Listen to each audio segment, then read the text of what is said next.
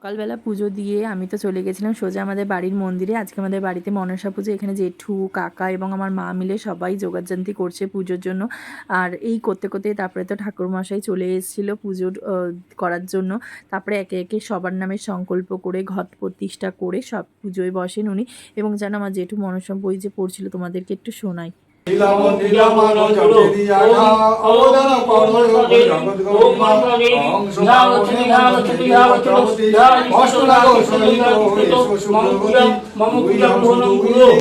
বই পড়া কমপ্লিট হয়ে গেলে এখানে মাকে বরণ এবং তারপরে আরতি করা হয়। আরতি সম্পূর্ণ হয়ে গেলে তারপরে যজ্ঞেও বসা হয়। আর তোমাদের সবার মনে একটা প্রশ্ন থাকতে পারে যে মনসা পুজো হয়তো মূর্তি দিয়ে হয়, কিন্তু আমাদের এখানে কেন ফটো দিয়ে? তো আমাদের এটা প্রথম থেকে যবের থেকে মনসা পুজো শুরু হয়েছে আমাদের বাড়িতে, তবের থেকে এই ফটোতেই পুজো হয়। তো যজ্ঞ কমপ্লিট হয়ে গেছে, তো পুজো শেষ। সব শেষে বলি, মা সবাইকে ভালো রেখো, সবাইকে সুস্থ রেখো।